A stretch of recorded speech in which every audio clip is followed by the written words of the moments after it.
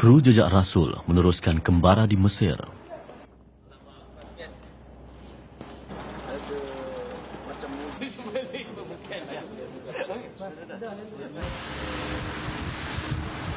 Sembilan setengah pagi, agak dingin berbanding hari sebelumnya. Di Mesir suhu kerap berubah ketika musim luruh. Kami menuju Uskur di selatan Kahirah. Selepas 2 jam perjalanan, suhu bertukar panas mencecah 32 darjah Celcius. Mesir menerima sedikit hujan sepanjang tahun. Kebanyakan kawasannya kontang. Namun, Allah menganugerahkan Mesir dengan sungai Nil yang membawa bersamanya air untuk tanaman dan ternakan.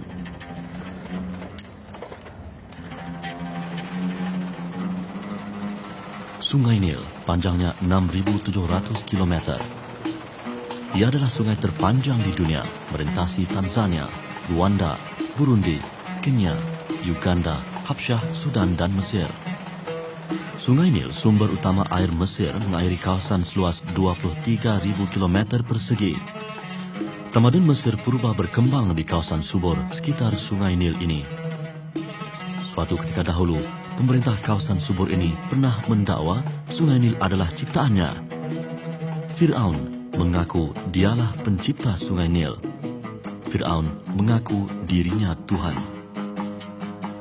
Apabila Rasul yang diutuskan kepada Fir'aun berkata, Allah adalah pencipta alam, maka jawablah Fir'aun seperti tersebut dalam Al-Quran surah Asy-Syu'ara ayat 27 yang bermaksud, Fir'aun berkata kepada orang-orangnya, sebenarnya Rasul yang diutuskan kepada kamu ini sungguh gila.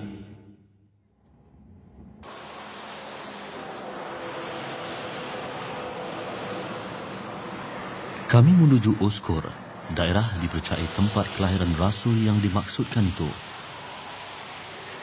Selepas 2 jam perjalanan dari Kahirah pada pukul 11.33 pagi, kami tiba di Madrasah Musa Ibnu Nusair di Uskur.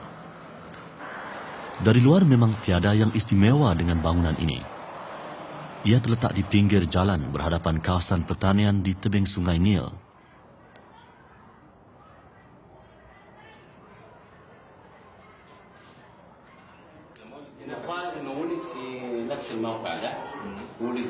Kami bertemu Jamal Rashid Muhammad Musa, mudir atau pengetua madrasah.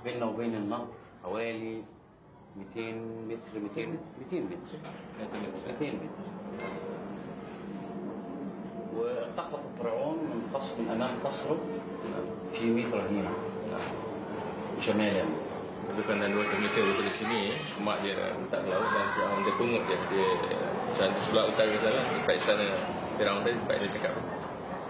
Dia kata dia dilahirkan di sini dan mak dia masukkan dalam bekas. Lahirkan di sini itu di mana di sini? Dan tempat juga di bawah tempat. Baik.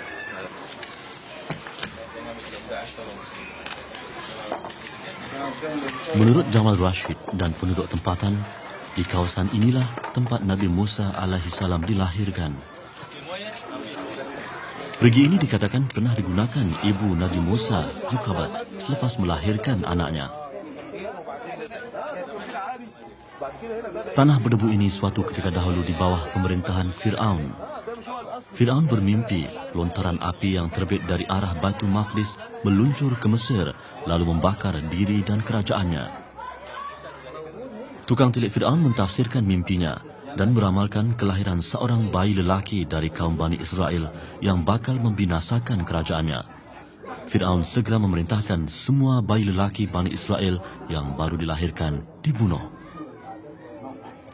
Selang beberapa tahun, di sebuah perkampungan di pinggir Sungai Nil, seorang perempuan daripada Bani Israel bernama Yukabat, istri Imran bin Qahat bin Lawi bin Yaqub, melahirkan anak lelaki yang diberi nama Musa. Di kawasan inilah penduduk Uskur percaya bayi itu dilahirkan. Ibu Nabi Musa, Yukabat, dihimpit keresahan kerana khawatir bayinya dibunuh jika berita kelahiran itu sampai ke pengetahuan Fir'aun. Bidan yang menyambut kelahiran anaknya diminta berjanji merahsiakan hal itu. 3 bulan berlalu, Yukabat resah. Dia hanya mampu menyusui menjaga dan memandikan bayinya di perigi yang sekarang ini dinamakan Telaga Musa.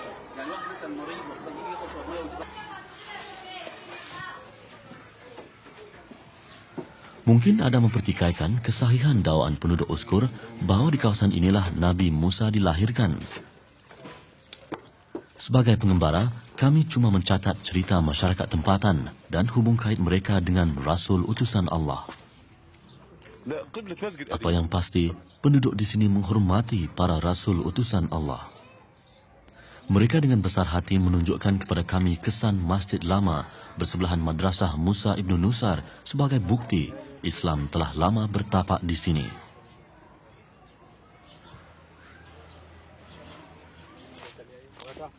Kami terus menjejaki kisah Nabi Musa dan ibunya. Kami menuju ke pinggir Sungai Nil, kawasan dipercayai tempat Yukabat menghanyutkan anaknya yang bakal menjadi rasul itu. Kami melihat persekitaran kawasan subur lagi permai ini, kami bandingkan dengan kecamuk hati seorang ibu yang terpaksa melepaskan bayinya. Dan kami ilhamkan kepada ibu Musa, susukanlah dia.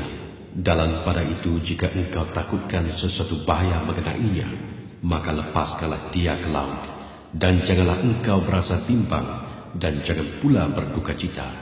Sesungguhnya kami akan mengembalikannya kepadamu dan kami akan melantiknya menjadi salah seorang dari rasul-rasul kami. Sesungguhnya tiada yang mustahil bagi Allah. Dialah yang menurunkan hujan dari langit, sebahagian daripadanya untuk minuman kamu, dan sebahagian lagi menyebabkan tumbuhnya pokok-pokok untuk kamu melepaskan binatang-binatang ternak makan padanya. Ia juga menumbuhkan bagi kamu dengan sebab hujan itu tanaman-tanaman dan pokok-pokok zaitun dan tamar serta anggur, dan juga daripada segala jenis buah-buahan. Sesungguhnya yang demikian mengandungi satu tanda bagi kaum yang mahu berfikir. Tapi Fir'aun enggan berfikir. Fir'aun melihat kesuburan lembah Sungai Nil, namun dia buta kepada kebenaran lalu mendakwa dialah penciptanya. Renungkan saja sikap Fir'aun apabila Nabi Musa AS menyuruhnya menyembah Allah. Nabi Musa berkata, dialah yang memiliki dan menguasai timur dan barat, serta segala yang ada di antara keduanya. Kalau kamu orang yang berakal, tentulah memahaminya. Firaun berkata, demi sesungguhnya, jika engkau menyembah Tuhan yang lain daripadaku, sudah tentu aku akan menjadikan engkau dari orang-orang yang dipenjarakan. Bayangkan bagaimana marahnya Fir'aun apabila ada orang yang berani memberitahu dia bukan Tuhan. Namun Fir'aun pun tahu arti ketakutan. Betapa tidak, Fir'aun manusia, bukan Tuhan. Maka tidak heranlah apabila pakar nujum meramalkan seorang lelaki dari Bani Israel akan menjatuhkan kerajaannya. Fir'aun segera memerintah semua bayi lelaki Bani Israel yang baru lahir dibunuh. Sedar tidak sedar, kami berada 300 meter dari Madrasah Musa Ibn Nusair. Di tepi Sungai Nil inilah Nabi Musa alaihissalam dihanyutkan oleh ibunya yang berasa bimbang diketahui Fir'aun akan kelahirannya.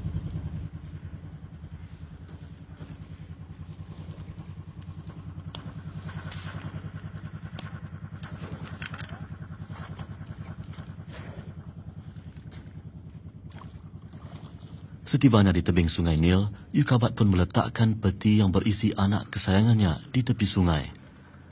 Yukabat menatap wajah anaknya yang cuma sempat bermanja sekadar waktu dengannya dan terus melepaskan peti itu. Hati ibu mana yang tidak luruh melakukan semua ini kepada darah dagingnya sendiri? Apakah hikmat di sebalik ilham Allah kepada ibu Nabi Musa supaya melepaskan anaknya itu? Ibu Musa tidak tahu apa akan terjadi pada anaknya.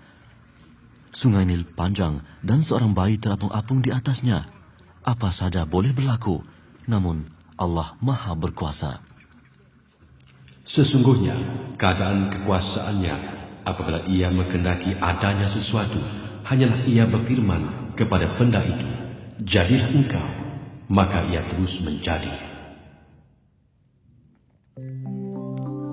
Kami menghayati persekitaran Sungai Nil. Kami berasa senang dengan keindahannya. Teratai, terapung dan hanyut. Kawasan ini permai. Tanahnya hitam dan subur. Sungai Nil membisik sepi. Alirannya longlai. Teratai, terapung dan sesekali perahu nelayan menghampiri. Angin sepoi berhembus menyamankan terik mentari.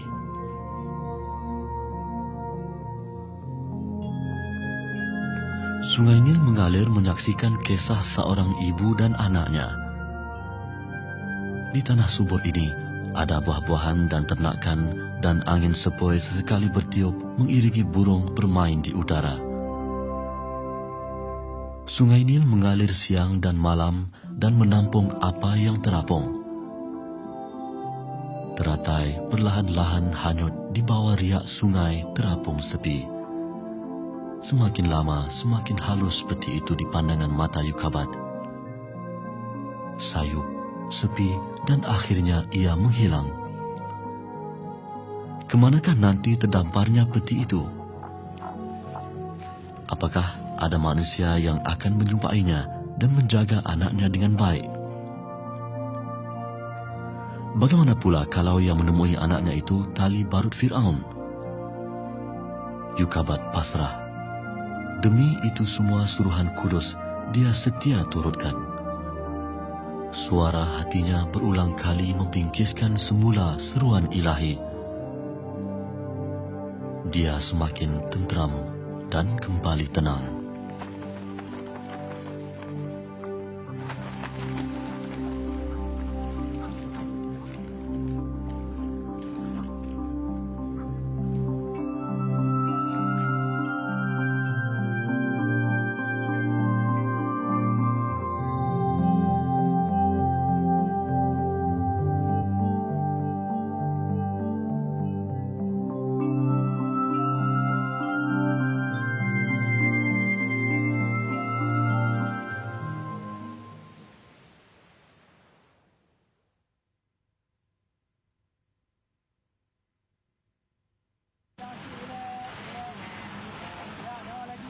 Sungai Nil yang mengalir ke Laut Mediterranean di utara Kahirah membentuk tanah pertanian subur yang begitu luas, membekal hasil pertanian yang mencukupi kepada Mesir.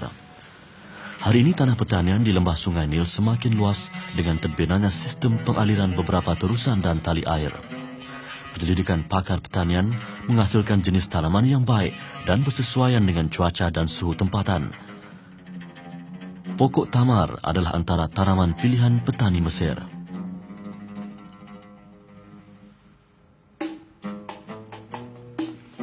Buah tamar atau kurma adalah bahan dagangan penting sejak berzaman lagi.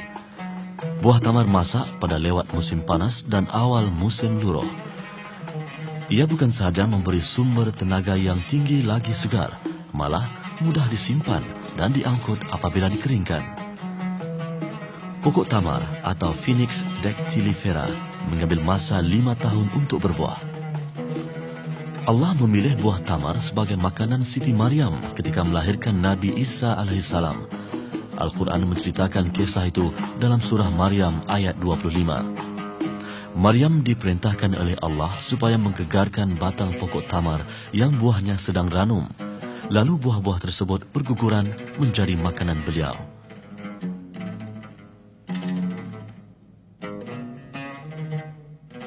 Sepanjang perjalanan pulang, kebanyakan kami tidak banyak bercakap. Kami lebih gemar mengamati kesuburan bumi lembah Sungai Nil. Rezeki Allah di mana-mana. Allah jualah yang menciptakan langit dan bumi dan menurunkan hujan dari langit, lalu mengeluarkan dengan air hujan itu buah-buahan untuk menjadi makanan bagi kamu. Dan ia memberi kemudahan kepada kamu menggunakan kapal-kapal untuk berlayar di laut dengan perintahnya. Juga yang memudahkan sungai-sungai untuk kamu. Maksud surah Ibrahim ayat 32.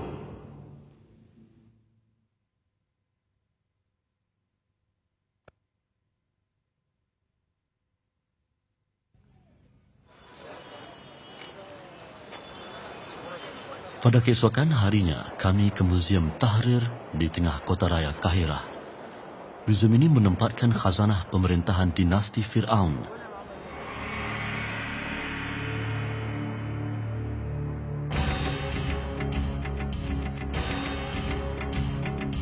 Umat yang hidup pada zaman Fir'aun mencapai kegemilangan dari segi seni, sains dan teknologi. Semua ini menyebabkan Fir'aun lupa daratan. Fir'aun ketika zaman Nabi Musa memandang hina utusan Allah itu. Dan Firaun pula menyeru kepada kaumnya.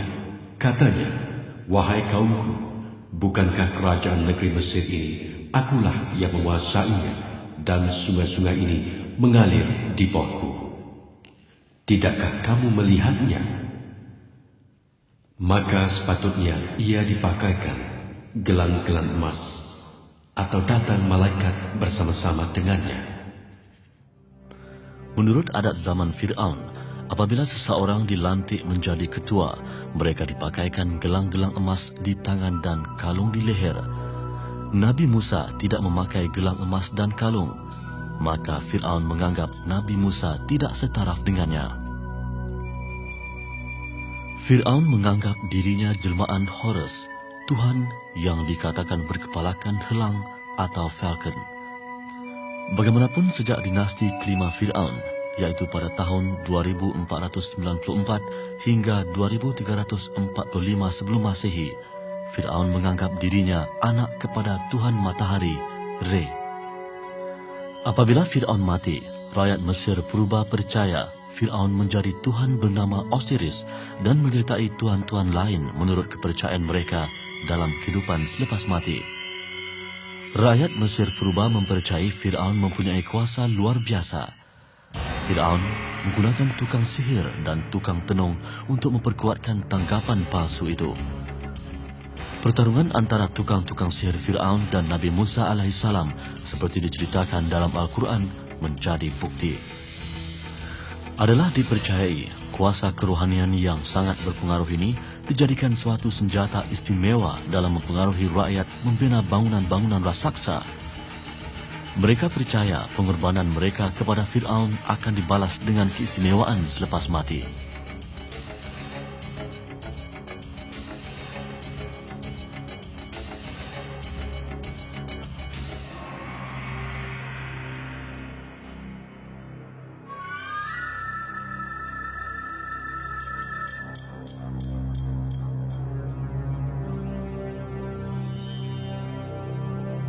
Orang Mesir purba bukan saja memuliakan Fir'aun.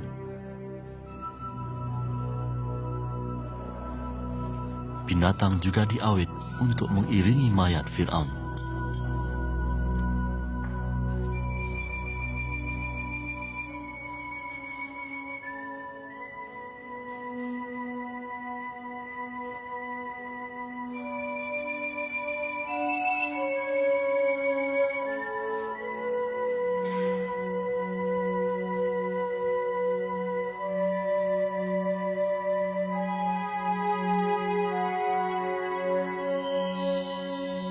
Binatang yang dianggap suci oleh orang Mesir purba turut dijumpai dalam ribuan kubur.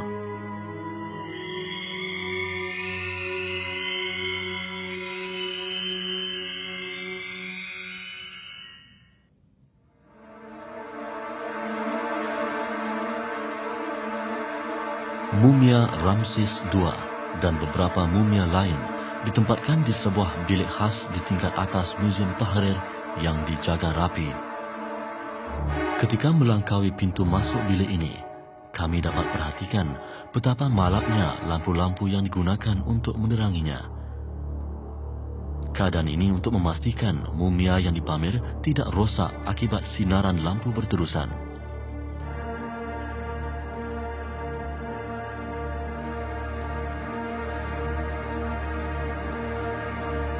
Mumia ini sentiasa diperiksa supaya ia tahan lama. Mumia satu-satunya bukti peninggalan dinasti Fir'aun. Mayat Fir'aun terus terpelihara untuk tatapan generasi sekarang dan akan datang. Fir'aun yang pernah mengaku dirinya Tuhan, kini disimpan rapi di Museum Tahrir, Kahirah. Kenapa Tuhan takdirkan orang Mesir purba pandai mengawit mayat? Kenapa Tuhan takdirkan orang Mesir purba pakar membuat piramid tempat menyimpan mayat Fir'aun? Kenapa Tuhan takdirkan cuaca Mesir kering menyebabkan mumia Fir'aun terpelihara? Semua ini ada hikmatnya. Maka pada hari ini kami biarkan engkau terlepas dengan badanmu untuk menjadi tanda bagi orang-orang di belakangmu. Dan sesungguhnya kebanyakan manusia lalai daripada tanda-tanda kekuasaan kami.